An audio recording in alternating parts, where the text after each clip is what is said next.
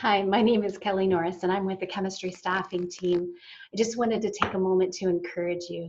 In this time where fear is heightened and people don't know where to turn, or whether there's even going to be toilet paper or hand sanitizer around, do we join them in the panic or do we offer a hope in a future? Second Timothy says, God has not given us a spirit of fear, but of power, of love, and a sound mind. What if we modeled that for our neighbors, our church friends, our family? How are we communicating? Are we communicating a message of panic, or are we communicating a message of hope and a future? Are you being a voice of hope? I've seen a lot of churches shift their language about church services from churches canceled, churches suspended, all of these negative words to, hey, church is not canceled, church is moved to an online service. We've moved children's ministry opportunities to an online platform. So we need to remember that even though we're communicating clearly that something has stopped, we may be communicating panic through that. So making sure that we stay positive in this season is super important. And so we're shifting, we kind of navigated some of the stuff that happened last week and shifting from meeting in person to an online platform. Some of you are still in that process and are still navigating that. And others, we've been doing this for years. So we know how it goes, and we know this isn't our first rodeo. But we need to shift our focus from doing church, the busyness of the details and everything, to actually being the church. Who in our neighborhood needs help? Who in our church congregation needs a little extra assistance at this time? How can we be the church? How can we offer that hope? So we're shifting our focus from, what can we do for ourselves or what can we do for our church, to helping other people and being the church to other people. As church leaders, as pastors, as communicators, we need to offer that hope. So I have a couple of things that I wrote down that I just kind of wanted to share with you really quick. Number one, anytime you communicate, be clear. Always offer a next step. Clearly communicate the hope of Jesus. There's churches I know of who are making sure that everything's updated on one page. So even if there's multiple ways of doing things, multiple ways of giving, and multiple ways to connect, all of those things are compiled on one single page on their website. So anytime anybody has a question, they're pointing them right back to that one page. So kind of a one-stop shop for all information. I would encourage you to figure out ways to be clear to your congregation and to your family and friends. Also, be open to new ideas and ways of doing things.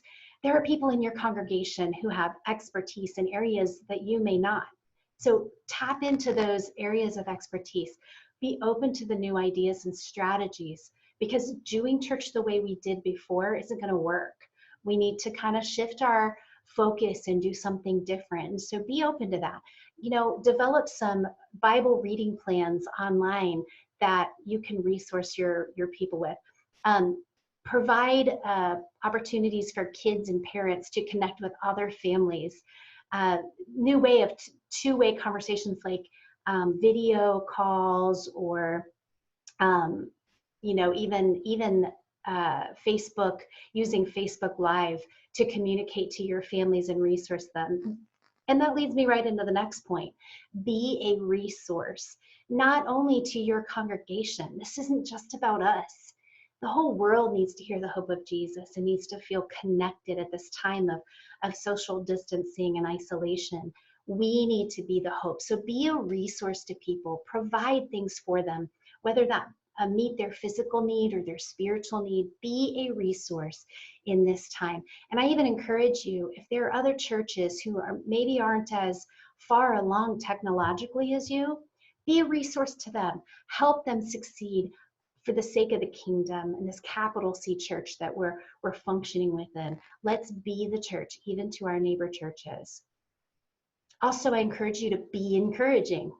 We are to be the light in the darkness. So be everything we say, anytime we communicate, do not communicate fear, but be encouraging to other people. Promote peace and joy and all the fruit of the Spirit. Lastly, I want to encourage you to be available. I know you're busy. I know multiple things are happening, but as we are clear and open to new ideas and we're being a resource and we're being encouraging, we can get busy in doing all of that stuff, but be available. Some people just need to externally process, or they just need a listening ear. Be available to them. I was on the Facebook group for our neighborhood, and one of the ladies, she was incredible. She's like, hey, if there's anybody in our neighborhood that's fearful of going to the grocery store, fearful of shopping or doing anything, please let me know. I'm willing to do that for you. That is being the church. That is being available, sacrificing their time. So I just encourage you, be clear, be open to new ideas and new ways of doing things. Be a resource, be encouraging, and be available. And I'm going to follow my own advice here. If you need assistance, if you need some help navigating this, going from physical services to online services, my background is in operations and communications. I can help you with strategies to transition from that face-to-face model to an online model. So there's free resources available.